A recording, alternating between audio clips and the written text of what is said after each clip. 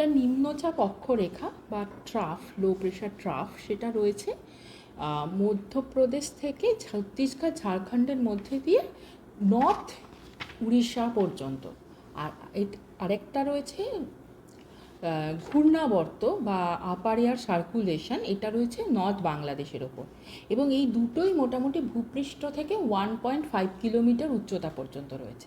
তো এই দুটোর কারণে কিছু এই আমাদের এই পশ্চিমবঙ্গ এবং তার সংলগ্ন এলাকায় কিছু অ্যাক্টিভিটি হওয়ার সম্ভাবনা রয়েছে আগামী 3 দিনে। এবার আমি আসছি সেই সম্ভাবনাগুলো কী কী। তার মধ্যে প্রথমে আসছি দক্ষিণবঙ্গে। দক্ষিণবঙ্গে আজকে গাস্টি উইন্ড বা ঝোড়ো হাওয়া সহযোগে বজ্রপাত ও বৃষ্টির, হালকা থেকে মাঝারি বৃষ্টির সম্ভাবনা রয়েছে।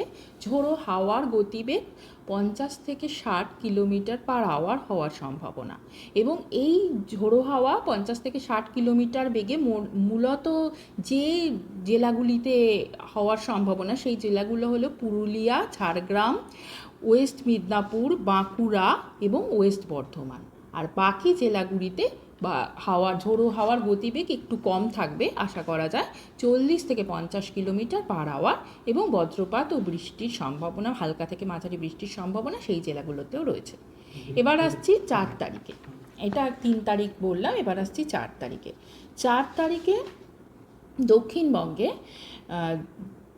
ঝোড়ো হাওয়া মানে গাছটি উইন্ড 40 থেকে 50 কিলোমিটার গতিবেগ এবং তার সঙ্গে বজ্র বিদ্যুৎ সহ হালকা থেকে মাঝারি বৃষ্টিপাতের সম্ভাবনা রয়েছে মুর্শিদাবাদ, নদিয়া, নর্থ সাউথ 24 পরগনা এবং ইস্ট বর্ধমানে। আর বাকি জেলাগুলিতে ঝোড়ো হাওয়ার পরিমাণ থাকার, গতিবেগ থাকার সম্ভাবনা 30 থেকে 40 কিলোমিটার পার আওয়ার, আর সঙ্গে বজ্রপাত ও হালকা থেকে মাঝারি বৃষ্টির সম্ভাবনা। এবার আসছি 5 তারিখে। 5 তারিখে দক্ষিণবঙ্গে ঝোড়ো হাওয়ার গতিবেগ 30 থেকে 40 কিলোমিটার এবং সেই সঙ্গে বজ্রপাত ও হালকা থেকে মাঝারি বৃষ্টির সম্ভাবনা মুর্শিদাবাদ, নদিয়া, নর্থ এবং সাউথ 24 পরগনায়। এছাড়া অন্যান্য ডিস্ট্রিক্টগুলোতে বজ্র বিদ্যুৎ সহ বৃষ্টির সম্ভাবনা রয়েছে, হালকা থেকে মাঝারি বৃষ্টির সম্ভাবনা রয়েছে। এবার আসছি উত্তরবঙ্গে। আচ্ছা, কলকাতাটা পরে বলছি, আগে আসছি উত্তরবঙ্গে। উত্তরবঙ্গে আজ মানে 3 তারিখ 40 থেকে 50 কিলোমিটার পার আওয়ার গতিবেগে ঝোড়ো হাওয়া ও বজ্র বিদ্যুৎ সহ বৃষ্টির সম্ভাবনা রয়েছে মালদা এবং নর্থ দিনাজপুরে। বাকি ডিস্ট্রিক্টগুলোতে বজ্র বিদ্যুৎ সহ বৃষ্টির সম্ভাবনা। 4 তারিখে বজ্র বিদ্যুৎ সহ বৃষ্টির সম্ভাবনা এবং ঝোড়ো হাওয়া 30 থেকে 40 কিলোমিটার গতিবেগে, 30 থেকে 40 কিলোমিটার পার আওয়ার গতিবেগে বৃষ্টির সম্ভাবনা রয়েছে সবকটা জেলাতেই।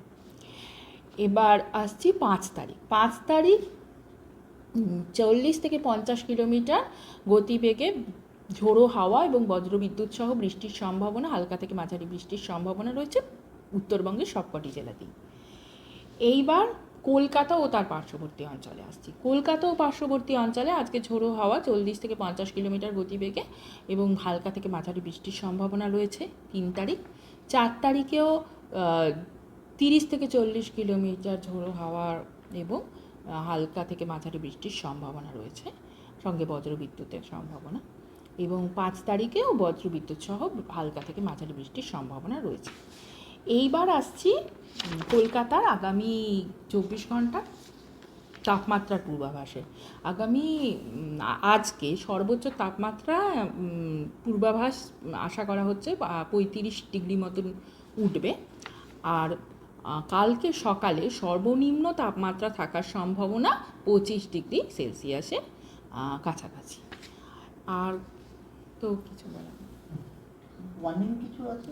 হ্যাঁ, এগুলো সবই তো ওয়ার্নিং। মানে এই যে আজকে যেমন কমলা সতর্কতা বার্তা জারি করা হয়েছে, যেহেতু 50 থেকে 60 কিলোমিটার গতিবেগে ঝোড়ো হাওয়া, জেলাগুলি হচ্ছে পুরুলিয়া, ঝাড়গ্রাম, ওয়েস্ট মিদনাপুর, বাঁকুড়া এবং ওয়েস্ট বর্ধমানে। এই কটি জেলাতে কমলা কলকাতার সতর্ক। ক্ষেত্রে ম্যাডাম? কলকাতার ক্ষেত্রে ওই হলুদ সতর্কতা বার্তা। হলুদ সতর্কতা বার্তা মানে হচ্ছে ওয়াচ, কমলা মানে হচ্ছে টেক অ্যাকশন, আর না alert, watch, alert and take action. Take action is red and orange হচ্ছে বি প্রিপেয়ার অ্যান্ড টেক, না টেক অ্যাকশন হয়ে গেলে সেটা রেড হয়ে যাচ্ছে, মানে বি প্রিপেয়ার, কমলা মানে বি প্রিপেয়ার অ্যান্ড হলুদ মানে হচ্ছে ওয়াচ।